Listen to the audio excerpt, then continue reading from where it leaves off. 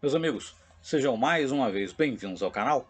Se você ainda não é inscrito, por gentileza, inscreva-se clicando nessa marca d'água que aparece aqui no canto inferior direito do vídeo, tá certo? Ajude o canal, ajude os nossos vídeos a chegar a um número maior de pessoas e assim contribua para que nós possamos divulgar cada vez mais e melhor a maravilhosa doutrina dos Espíritos. Então nós damos início agora ao quarto e penúltimo vídeo, serão 5, né? Quarto e penúltimo vídeo, dedicado a trazer excertos com análises, comentários, etc., do livro Por Trás do Véu de Ísis, de Marcel Souto Maior. No vídeo anterior, nós havíamos parado na página 160 e estávamos justamente a tecer considerações sobre aquela questão fundamental, que é a de, uma vez que, né, em muitas dessas sessões de psicografia, o familiar, o pai ou geralmente a mãe, conversa com o médium antes e muitas vezes passa ao médium todo um conjunto de informações, muitas vezes bastante ricas em detalhes.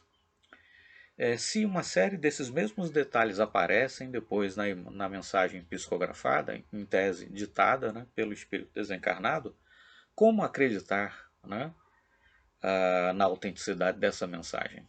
Se as informações, por mais detalhadas que sejam, já houveram sido passadas, né, por algum familiar para o médium, né? E na mensagem, em princípio psicografada, só aparecem inclusive aquelas informações detalhadas que sejam, que já haviam sido previamente passadas, né?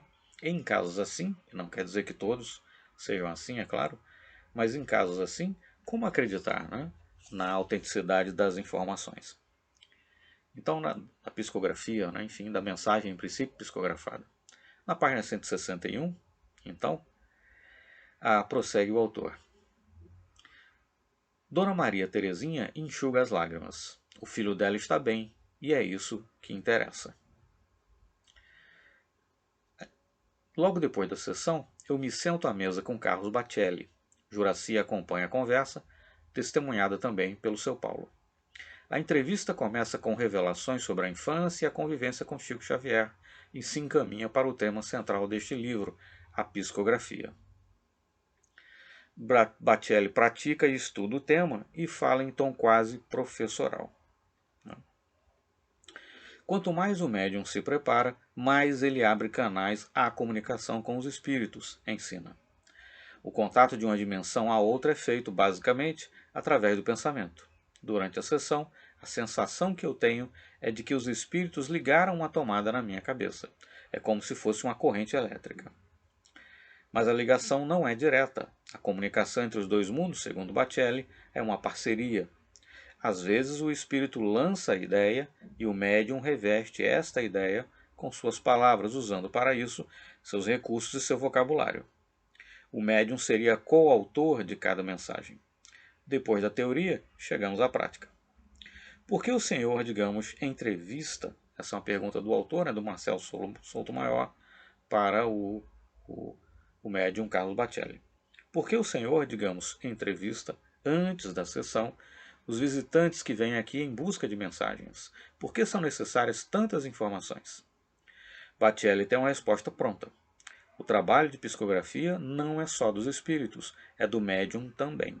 O médium é parte integrante da equipe espiritual e deve ser o guardião da autenticidade de cada mensagem.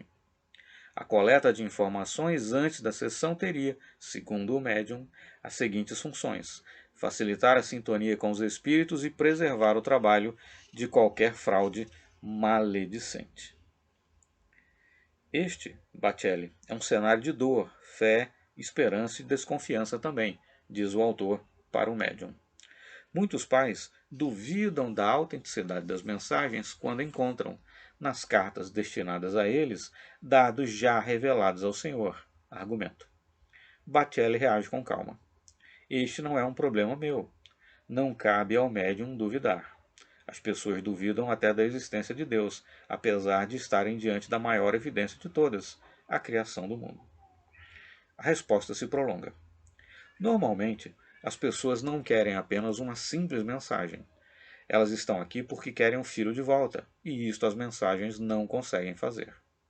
Cada mensagem é de conforto, de esclarecimento, mas não é de convicção para aquele que não quer crer. A fé é uma conquista individual. Nós não nascemos com fé. A fé, como a paciência, como tudo, é uma conquista. A mensagem é um material de reflexão. A conversa se encerra com uma citação de Paulo de Tarso. A profecia não é para os que duvidam, é para os que creem, diz Batelli. Com isso, então, nós chegamos à parte 3 do livro intitulada Outros Caminhos. Na abertura, então, dessa parte, nos diz o autor. E agora? Esta a pergunta que Juraci e eu, Dona Juraci é aquela senhora que já mencionamos, né, que o autor acompanhou, né, em muitas localidades, em muitas cidades, em muitos centros, né, mas enfim, está melhor detalhado nos vídeos anteriores, não nos repetiremos aqui. E agora? Era esta a pergunta que Juraci e eu nos fazíamos na volta de Uberaba. Eu quero uma prova, ela repetia. A partir de agora começa uma nova etapa desta peregrinação. Centro Perseverança, em São Paulo, Centro de Altos Estudos da Conscienciologia, em Foz do Iguaçu, Centro de uma médium misteriosa chamada Dona Lúcia, nome fictício para preservar a identidade da médium, no Rio de Janeiro. Estes são alguns caminhos a seguir nesta busca, que Juraci encontre o que tanto procura. Então, a Dona Juraci foi a diferentes cidades, a diferentes centros, né? Ter contato com diferentes médiums em busca de uma mensagem do filho ou dos filhos que ela entendesse como sendo autêntica, né? Que lhe desse confiança, que representasse para ela uma prova de que os filhos, na verdade, ainda estavam vivos, ainda que em outra dimensão. E nisso, então, prossegue, né, a peregrinação, por assim dizer, da Dona Juraci, a qual o autor, né, o Marcel Souto Maior, na qual o autor Marcel Souto Maior irá acompanhá-la. Prosseguindo então. No fim da tarde, eu e Juraci voltamos a São Paulo sem a prova procurada por ela em Uberaba. Atormentada pela saudade e pela dúvida sobre a situação dos filhos na outra dimensão, ela acredita que eles estão vivos em outro plano. Juraci sofre todos os dias. Sonha com eles, cheira suas roupas, vê e revê suas fotos, reza para que eles estejam bem, protegidos, cuidados. As lágrimas escorrem pelo seu rosto enquanto ela se lembra dos últimos momentos no hospital ao lado de Felipe, vítima de câncer, aos 16 anos. E a narrativa então prossegue, né? Mais adiante, já na página 168, há algumas afirmações aqui que valem, né, que representam muito da realidade que muitos pais e mães vivenciam, né, quando seus filhos morrem, por assim dizer, cedo demais. O luto dura em geral 3 anos, ela afirma, Dona Juraci. Né? No início, durante cerca de 6 meses, os pais enlutados vivem o choque da perda do filho, sem entender ou aceitar que ele ou ela se foi de vez, e não vai mais telefonar, tocar a campainha ou simplesmente abrir a porta e entrar. Cartas, contas de banco ou convites para festas costumam chegar para os jovens mortos, e um ou outro desavisado ainda liga à sua procura. Aqui já palavras do autor. Né? Em seguida, uma ou outra dor se manifesta com mais clareza. Os pais sofrem também profundamente pela perda que o filho sofreu, pela vida que ele ainda teria pela frente e nunca viverá. As alegrias da escola, da universidade, as descobertas do sexo, a criação dos próprios filhos. Este segundo sofrimento dura a vida inteira, pois cada nova experiência, por mais alegre que seja, trará sempre para os pais enlutados uma sombra embutida. Meu filho está perdendo isso. O terceiro tipo de sofrimento, que muitos pais sofrem em silêncio, é pela vida que eles próprios poderiam ter se aquele filho ainda estivesse vivo. As viagens juntos, o orgulho de vê-lo formado, a correria dos netos pela casa. São estas as dores difíceis de entender por alguém de fora, como os pais enlutados costumam definir quem não sofreu perdas semelhantes. Dores que Juraci conhece muito bem. Então esse trecho reflete muito, né, as dores que aqueles que perderam seus filhos prematuramente sentem e ajudem muito a explicar por que muitos pais e mães, geralmente, né, buscam com tanta avidez, com tanta persistência, com tanta perseverança, muitas vezes, como a Dona Juraci, peregrinando de cidade em cidade, de centro espírita em centro espírita, buscando, né, contato com diferentes médiuns, buscam, né, porque buscam uma mensagem, né, do seu ente querido falecido, que elas possam entender como sendo autêntica, como sendo fidedigna, que é uma mensagem que a pessoa então possa entender, né, como sendo uma prova de que seu ente querido, na verdade, ainda continua vivo, mesmo que em outra dimensão. Mais adiante, com o tempo, aprendo que o pai e a mãe têm maneiras diferentes de expressar a dor da perda de um filho. Eles sofrem juntos, profundamente, com a mesma intensidade, mas de maneiras distintas. Brahms, o esposo da dona Juraci, não é tão cético como eu imaginava. Ele duvida do conteúdo das mensagens psicografadas de seus filhos, mas acredita na sobrevivência do espírito. Se eu não tivesse esta certeza, já teria me matado, afirma. E eu acredito nele, diz o autor. Mais adiante, ele relatando a viagem, né? A viagem que eles fizeram, a viagem termina pouco depois da meia-noite na rodovia Marechal Rondon, em Araçatuba, quando o motorista bêbado sai de um motel. Não, perdão, ele está relatando aqui o acidente, né, que o filho de uma senhora sofreu. Mas vamos começar de uma parte mais anterior para poder ficar claro. A viagem de carro até o Perseverança, eles estão indo então, né, o autor, a dona Juraci e outras pessoas mais, ao Centro Espírita Perseverança, em São Paulo. A viagem de carro até o Perseverança é longa o suficiente para que todos os detalhes da tragédia se revelem. Quase não faço perguntas. Marlene dirige, chora e lembra o que não consegue esquecer sem calar. A dona Marlene estava com o autor, a dona Juraci e outras pessoas. Dia 23 de agosto de 2003. Nelson está ao volante ao lado da mulher. Vanessa, 14 anos, e Caroline, 8 anos, estão no banco de trás. A família viaja de Campina Grande, onde mora, a São Paulo. As meninas estão com saudades das madrinhas Marlene e Silene, irmãs de seu pai, e insistiram para viajar à noite e acordar logo na casa das tias.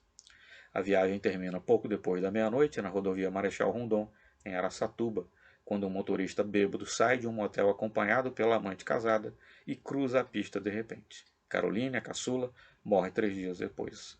Vanessa sobrevive um dia a mais. Então, na verdade, era o relato aqui do que acontecera, né, o acidente trágico que acontecera e culminara na morte das filhas da dona Marlene, né, porque foram todos, enfim, em caravana para esse centro em São Paulo. Para esse centro em São Paulo. Vou adiantar mais um pouco aqui, né, e já na página 176 nos fala um pouco então do Centro Perseverança. Aparecem imagens, né, do centro em slides mais adiante. O Centro Perseverança é um complexo gigantesco, bem diferente dos endereços kardecistas simples e discretos, espalhados pelo Brasil. Ocupa 2 quarteirões inteiros e abriga, no salão principal, mais de 4.000 pessoas sentadas. É uma espécie de, entre aspas, Igreja Universal do Espiritismo, mantida por mais de 5.000 trabalhadores, quase todos uniformizados, que se reúnem em 62 grupos de oração e ajudam a administrar 11 creches para mais de 2.000 crianças da periferia. Dona Guiomar, 76 anos, velha amiga de Chico Xavier, é a dirigente desse conglomerado e nos recebe, a mim e Juraci, para uma conversa pouco antes da sessão da noite começar. Então ele descreve aqui a Dona Juraci, né, outras senhoras, inclusive aquela senhora que mencionamos ainda há pouco, né, que houvera perdido as filhas num trágico acidente, foram então a São Paulo, né, para esse centro Perseverança. E o autor aqui então descreve o centro, né, e a senhora, Dona Guiomar, à época com 76 anos, né, que houvera sido amiga de Chico Xavier e que era quem dirigia, né, aquela casa então. O guia espiritual da casa, ela diz, a Dona Guiomar, é o Dr. Bezerra de Menezes, conhecido quando vivo como o médico dos pobres. Quem estabeleceu a parceria entre o mentor e ela foi Chico, num encontro em Uberaba, em 1964. Dona Guiomar, vejo a luz do Dr. Bezerra nos seus olhos, ele disse. Chico teria dito, né, para Dona Guiomar. 10 anos antes, ela teve a primeira visão do espírito do médico, mas nunca pensou em se tornar dirigente de qualquer centro, apesar de ter nascido, segundo ela, com uma vidência espantosa. Enfim, descrição, né? Aparece aí sim imagem, né? Do Centro Perseverança. Um dos voluntários uniformizados do centro assume o microfone e convoca antes da entrada triunfal da dona Guiomar. Quem tem a senha para o abraço pode se aproximar. Que senha para o abraço? Eu e Juraci nos entreolhamos. A explicação vem em seguida. Quem tem a senha para o abraço da dona Guiomar pode vir até aqui. Né? Então, um centro muito grande, né? No estilo Igreja Universal, um número muito grande de pessoas ele pode receber. Há inclusive distribuição de senhas, né?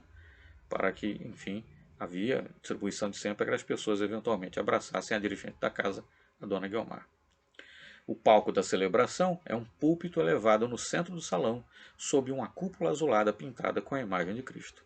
Nesse palco iluminado está um cartaz gigantesco com a imagem ampliada do até então discreto Dr. Bezerra de Menezes, o médico dos pobres. Uma imagem que quase desaparece quando Dona Guiomar entra em cena às 8 da noite em ponto, assume o microfone e exorta a todos a ter fé e força. Pai nosso que estás no céu, ela puxa a prece e o salão acompanha em coro. Eu não tinha senha para o abraço, diz o autor, já mais adiante, página 180. As tias das meninas, né? Que entregaram as fichas para a psicografia a tempo e Juraci sai sem entender o que aconteceu. O que foi isto? É o espetáculo da fé, Juraci, diz o autor, a dona Juraci. Enfim, um centro realmente diferenciado, digamos assim, né? Com um espaço, com, digamos, uma forma de atuação, digamos assim, um tanto diferenciada, né? Muito incomum, né? Enfim, e muito diferente, digamos assim, né? Um estilo mais grandioso, enfim, né? Mas em todo caso a dona Juraci saiu de lá sem ter a mensagem que esperava. Estamos nessa altura já na página 194 e o capítulo tem a seguinte pergunta, o título do capítulo é uma pergunta. Você conhece a dona Lúcia? Essa dona Lúcia, nome fictício, né? Que a própria médium não queria que seu nome fosse revelado, era uma senhora que atendia, isso já faz tempo, né, que o livro foi publicado, quer dizer, talvez já não esteja mais viva, já era uma senhora de certa idade, né? Mas enfim, essa edição do livro é de 2004, né? Já se vai aí um bom tempo, né? Já se vão aí bons 17 anos. Mas enfim, essa dona Lúcia então atendia num centro no Rio de Janeiro, né? E realmente o livro, né, vale a pena comprá-lo, vale a pena ler, né? O que trazemos aqui nesse livro e em outros são excertos, né, acompanhados de comentários, etc. Mas enfim, o ideal do ideal, o bom mesmo, é ler as obras, né? Mas enfim, os relatos trazidos aqui da mediunidade de Dona Lúcia são realmente surpreendentes, né? Bom, você conhece a Dona Lúcia? Isso na página 195. Dona Lúcia é avessa a qualquer publicidade. Ela já foi citada por Chico como uma das maiores médiums do mundo. Tem 79 anos, isso quando o autor lá esteve, né? Essa altura possivelmente ou provavelmente já falecida, né? Vive às voltas com uma bronquite preocupante e pela fragilidade de sua saúde, realiza sessões cada vez mais esporádicas e concorridas num centro no subúrbio do Rio de Janeiro. As informações sobre ela chegam das mais diferentes fontes. Muitas são impressionantes. A dona Lúcia lê no ar, como se fosse uma fita magnética suspensa no invisível. A sequência de algarismos. Linneu, o cético, volta para a cadeira convencido da sobrevivência do filho no mundo extrafísico. É o autor descrevendo aqui, né, ao que dona Lúcia houvera feito, né? Ela deu o nome do rapaz falecido, Linneu Machado de Assis, dá o nome inteiro, né? Alguém da plateia ergue a mão e é convidado a se aproximar do palanque de onde ela conduz as reuniões. Aqui está o seu filho, o Amadeu. Não, perdão, Linneu era o pai do garoto, né, que estava na plateia. Ele diz que o senhor não acredita em nada disso e por isso me pede um favor. Um favor que não gosto de fazer, mas vá lá. O número de sua carteira de identidade é... Enfim, ela dá então, Dona Lúcia lê no ar, como se lesse uma fita magnética, né, suspensa no invisível, a sequência de algarismos. Linneu, o cético, o pai do rapaz, volta para a cadeira convencido da sobrevivência do filho no mundo extrafísico. E muitos desses fenômenos, né, a Dona Lúcia tem vários deles reportados aqui na sequência, né, a Dona Lúcia dá, digamos, em mais de uma oportunidade, exibiu fenômenos desse gênero, né? Realmente muito impressionante. O mais importante, diz o autor aqui ainda na página 196, perdão, né? No centro da Dona Lúcia tem a seguinte característica que é realmente muito importante. E o mais importante, ninguém precisa preencher fichas com dados sobre data de nascimento e óbito ou causa da morte para ter contato com os mortos. Essa é uma diferença fundamental em relação a tudo aquilo que nós vimos dos outros centros, né? Evidentemente, isso aliado, né, a alguns episódios realmente surpreendentes que o autor relata, promovidos pela Dona Lúcia no seu centro, sugerem muito mais ou reforçam muito mais a crença, a certeza, se assim quisermos, acerca da autenticidade daquilo que é afirmado, daquilo que é psicografado, né? Descrevendo ainda um pouco o texto, perdão, o centro, né, da Dona Lúcia, o autor nos diz: nas paredes, pintadas com uma barra azul da metade ao chão, cartazes repetem as mesmas orientações. É proibido falar ao celular, filmar, fotografar, gravar, fumar, comer e beber no salão. Uma placa exige silêncio.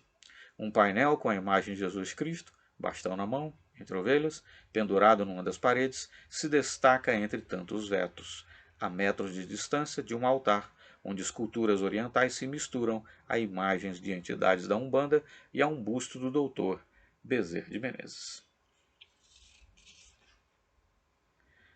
Mais adiante, ele menciona: vocês já perceberam que este não é um centro espírita. Isto aqui é uma salada de frutas.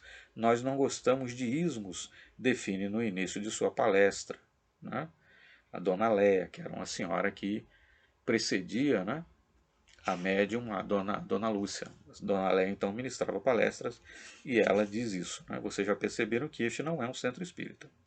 Isto aqui é uma salada de frutas. Nós não gostamos de ismos, define no início de sua palestra. Uma certeza, ela diz, é inquestionável e independe de qualquer crença religiosa. A morte não existe.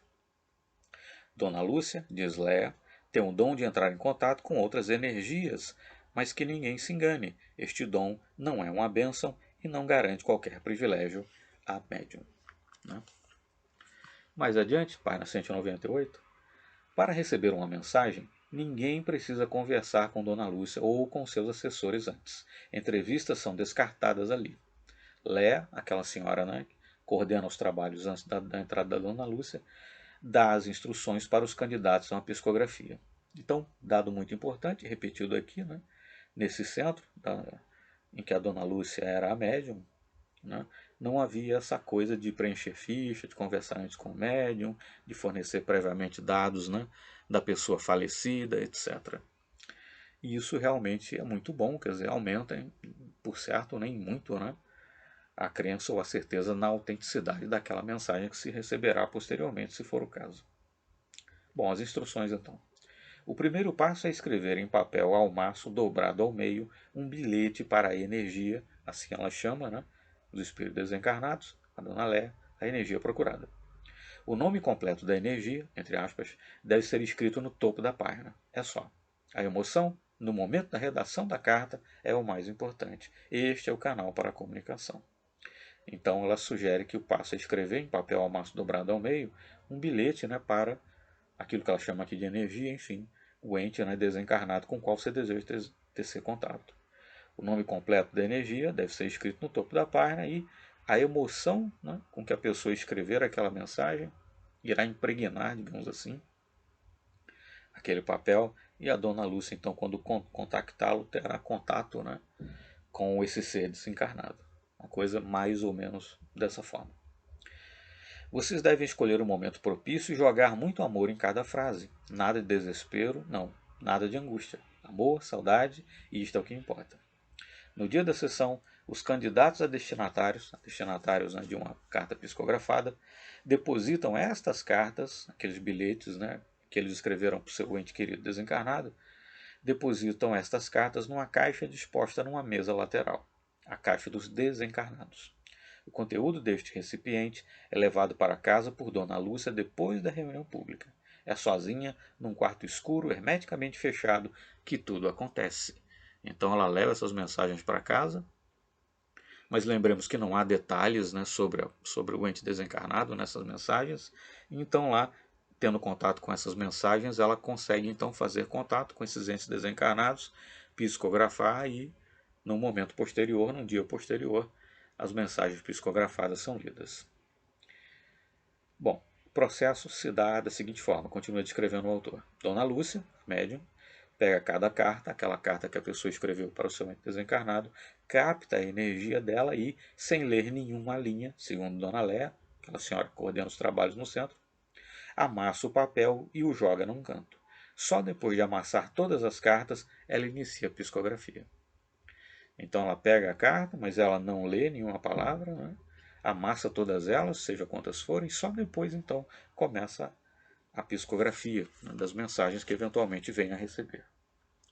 A maioria dos textos chega em velocidade. Algumas mensagens, no entanto, empacam, as energias se recusam a entrar em contato. Chega o momento então da terceira etapa do trabalho, a mais dura para a Dona Lúcia e a menos conhecida do público que frequenta as reuniões. É a persuasão. O momento de convencer as energias resistentes, os seres desencarnados, a se comunicarem com seus entes queridos.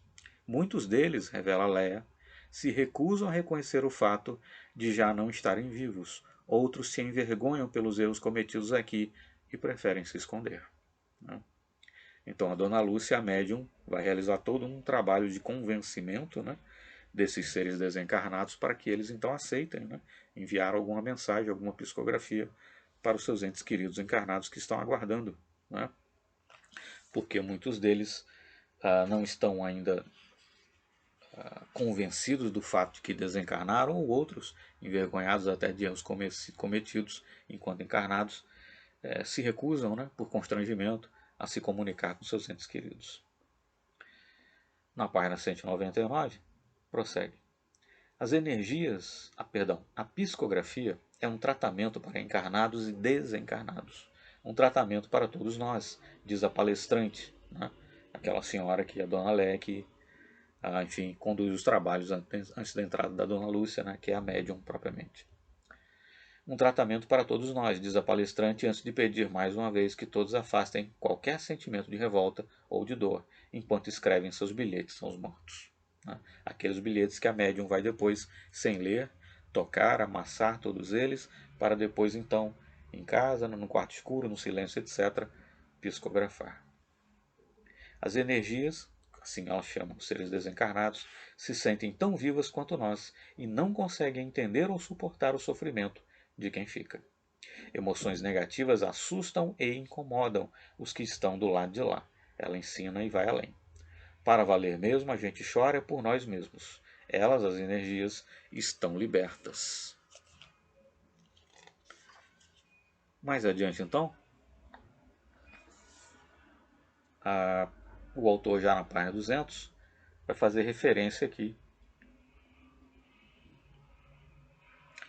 a algumas informações mais de alguns fenômenos, né, que a Dona Lúcia deu causa. Mas enfim.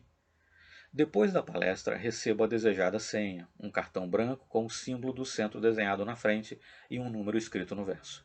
Este cartão dá direito a levar 2 acompanhantes. Juraci Quirino Alves, dou o nome. O autor então dá o nome da Dona Juraci. A sessão fica marcada para 26 de junho, se tudo der certo. Saio do centro e telefono para Juraci. Narro detalhes do encontro e repito o nosso bordão. Quem sabe? Quem sabe? Ela repete. Já não parece tão esperançosa quanto antes. Mais do que nunca, é preciso ver para crer. Aí o autor vai fazer referência então aqui a um estrangeiro, Brian Weiss, que numa de suas visitas ao Brasil, o escritor americano Brian Weiss, especialista na pesquisa de vidas passadas e nas relações entre espiritualidade e física quântica, foi levado por um amigo ao centro da Dona Lúcia. Mais de 800 pessoas estavam na plateia. Brian Weiss, que não sabia uma palavra de português, era auxiliado pelo anfitrião brasileiro, encarregado de traduzir o quase intraduzível para ele. De repente, Dona Lúcia disse um nome qualquer e descreveu a fisionomia de um personagem invisível. A mãe, o pai e a irmã dele se aproximaram do estrado ao confirmar as descrições e o sobrenome. Eles nunca tinham conversado com a médium antes. Dona Lúcia não conhecia o drama da família, mas passou a descrever, com todos os detalhes, o acidente de automóvel que matou o rapaz. E isso foi presenciado, então, por esse escritor, né? Enfim, Brian Weiss, que lá esteve no centro da Dona Lúcia, né? E ele era o especialista na pesquisa de vidas passadas e nas relações entre espiritualidade e física quântica, e por certo ficou muito impressionado, né, com tudo o que presenciou. E o relato então prossegue, mas enfim, não vamos nos estender aqui. Né? Da Umbanda, isso já na página 202, Dona Lúcia partiu para o kardecismo e mais tarde para a física quântica pesquisada em livros como O Tal da Física, de Fritjof Capra. Mecânica quântica, antimatéria, átomo, Day e raio projetivo se misturam no discurso e na prática da médium a pretos velhos, Marias Padilhas e colaboradores invisíveis como Harun al-Rashid. Né? Então ele relata aqui brevemente, né? Mas enfim, a, a passagem, digamos assim, né, de Dona Lúcia por diferentes correntes de pensamento, digamos assim, né, tentando entender o como e o porquê dos dons mediúnicos que ela possui, né, dos dons mediúnicos que ela possui, possuía, enfim. Né. Não tenho religião nem quero ter, ela costuma dizer, a Dona Lúcia.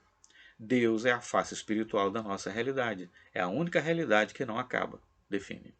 Entre uma maratona de psicografia e outra, Dona Lúcia faz discursos como este. Somos centrais energéticas e não ocupamos espaço. O espaço é que nos ocupa. Nossa realidade é tão grande que se torna difícil observar e entender o absoluto. Estar é relativo, ser é absoluto.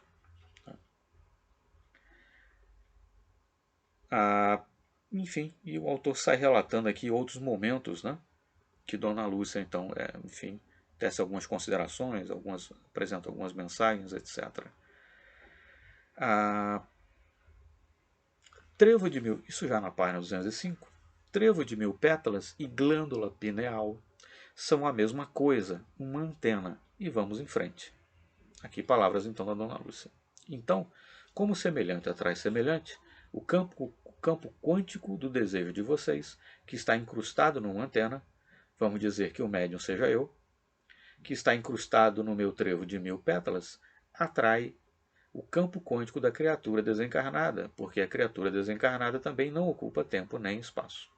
E assim ela chega até nós, e assim a espiritualidade fica sabendo que nós precisamos de ajuda, eu digo no caso de proteção também, porque vocês querem proteção. Nós precisamos de ajuda, nós precisamos de proteção, enfim, ela nos apoia. Né? Então a Dona Lúcia aqui dando uma explicação, né, de como, no entender dela, como se daria, né, essa interação com os seres desencarnados, que a glândula pineal então funcionaria, glândula pineal ou trevo de 1000 pétalas, né, atuaria como uma espécie de antena. Né? Enfim, mais adiante, para a Dona Lúcia, a chave do intercâmbio mediúnico é a glândula pineal, localizada no centro do cérebro, na altura dos olhos. Esta seria a antena capaz de ligar o médium aos espíritos, ou melhor, às energias. O médium tem a pineal hipertrofiada. É isto. É científico, ela diz, e de vez em quando, entre risos, completa. Em última análise, o médium é um doente. Há mais de 2000 anos, a glândula pineal é apontada como a sede da alma. Mestres de yoga definem a pineal como o terceiro olho, responsável pelo autoconhecimento. O filósofo e matemático francês René Descartes também defendeu, em documento intitulado Carta à Mersenne, de 1640, a existência de uma glândula no cérebro na qual a alma se fixaria mais intensamente. Para investigar os estados de transe e mediunidade, o psiquiatra e mestre em ciências da Universidade de São Paulo, Sérgio Felipe de Oliveira, diretor-presidente da Associação Médico Espírita de São Paulo, a MESP, fundou o Pineal Mind Instituto de Saúde. O ponto de partida de suas pesquisas nessa área foi o livro Missionários da Luz, psicografado por Chico Xavier e assinado por André Luiz. Nessa obra, a pineal é citada como a glândula da vida mental. O mais avançado laboratório de elementos psíquicos da criatura terrestre, um órgão de elevada expressão do corpo etéreo. Né?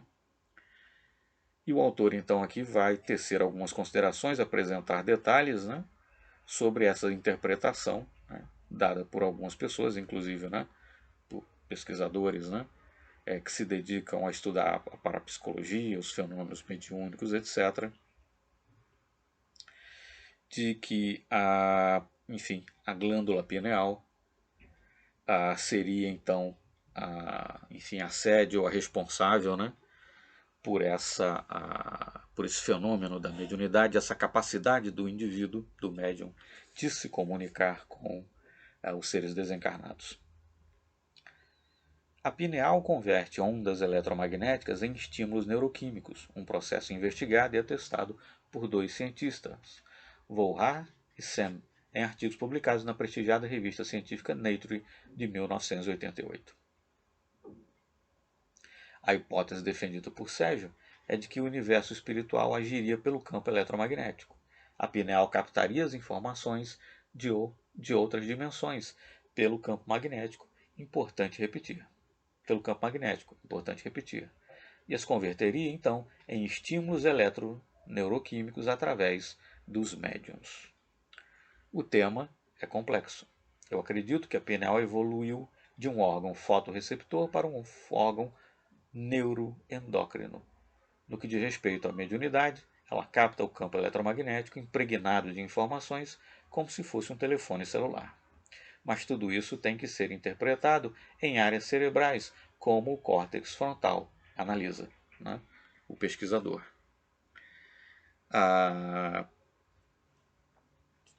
E então há mais, né, detalhes ou mais considerações, o pesquisador, no caso, Sérgio Felipe de Oliveira. Há mais considerações, há mais detalhes, mas enfim, só mais um parágrafo e encerraremos por aqui, né, essa questão.